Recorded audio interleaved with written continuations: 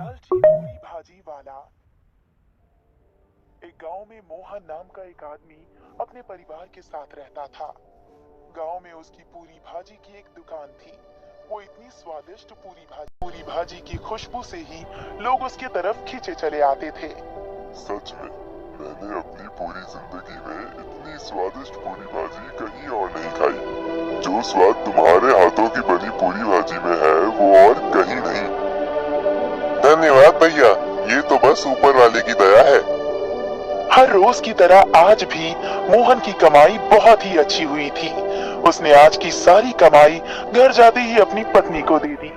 इतने सारे पैसों को देखकर उसकी पत्नी बहुत खुश हुई, लेकिन उसकी पत्नी ने देखा कि मोहन कुछ परेशान है, इसलिए उसने मोहन से पूछा, आप इतने परेशान क्यों हैं जी?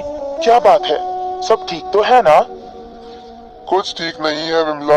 मैं पूरे दिन पूरी भाजी बेचने के लिए इतनी मेहनत करता हूँ और शाम तक बस ये थोड़े बहुत पैसे ही कमा पाता हूँ। अगर ऐसा ही चलता रहा तो हम कभी भी अमीर नहीं बन पाएंगे। ये कैसी बातें कर रहे हैं? लोग आपके हाथ की पूरी भाजी खाने दूर दूर से आते हैं। आपकी आमदनी इतनी अच्छी होती है और भगवान का दिया सब कुछ तो है हमारे पास।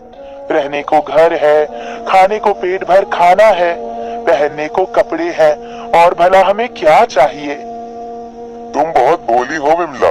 आज के समय में इतने पैसों में क्या होता है? पिछले कुछ समय में इतनी महंगाई हो गई है, लेकिन खाने का अगर जरा सा दाम बढ़ा दो तो लोग दुकान पर आना ही बंद कर देते हैं। लेकिन उसके बाद भी आप दिन के 2,000 रुपए की बचत करते हैं। महीने के 50 से 60,000 रुपए की बचत करने के बाद भी आपके मन में पैसों का लालच आ रहा है जी। छोड़ो, तुम नहीं समझोगी। जब घी सीधी उंगली से नहीं निकलता तो उंगली टेढ़ी करनी पड़ती है। मतलब? कुछ नहीं, तुम सो जाओ। अब मोहन अगले दिन अपनी दुकान खोलता है और कम सामान में ज्यादा मुनाफा कमाने के लिए वो पूरियों के आकार को छोटा कर देता है और सब्जी के लिए बड़ी कटोरियों की जगह छोटी कटोरियों का इस्तेमाल करने लगता है, जिससे उसे 2 प्लेट पूरी भाजी बेचकर भी 3 प्लेट पूरी भाजी का मुनाफा होता है। मोहन भैया, रोज मैं तुम्हारे यहाँ 1 प्लेट पूरी भाजी खाता था तो मेरा पेट बिल्कुल अच्छे से भर जाता था, लेकिन आज न जाने क्यों 1 प्लेट पूरी भाजी में पेट ही नहीं भर रहा। लगता है आज तुम्हें कुछ ज्यादा ही भूख लगी है। अगर 1 प्लेट से पेट नहीं भरा तो 1 प्लेट पूरी भाजी और खा लो। ठीक कह रहे हो भैया, लाओ 1 प्लेट और लगा दो। अब मोहन अपनी हर रोज की कमाई से 1.5 गुना कमाई करता है।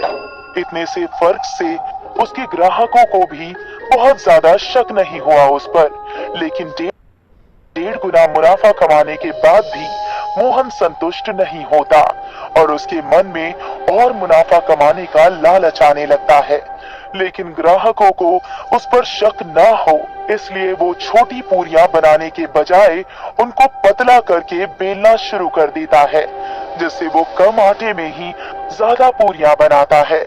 और अब वो सब्जी में पहले से आधे आलूओं का इस्तेमाल करना शुरू कर देता है और सब्जी को गाढ़ा करने के लिए उसमें आटे का घोल मिलाकर डालने लगता है। धीरे धीरे सभी ग्राहक उसके हाथ की बनी पूरी भाजी में नुक्स निकालना शुरू कर देते हैं। ये तुमने कैसी पूरी भाजी बनाई है भैया? ऐसा लग रहा है जैसे पूरी नहीं बल्कि तला हुआ पापड़ खा रहा हूँ। और ये आलू की सब्जी, इसमें आलू ढूंढने के लिए तो लगता है मुझे तैरकर खुद ही इसके अंदर जाना होगा।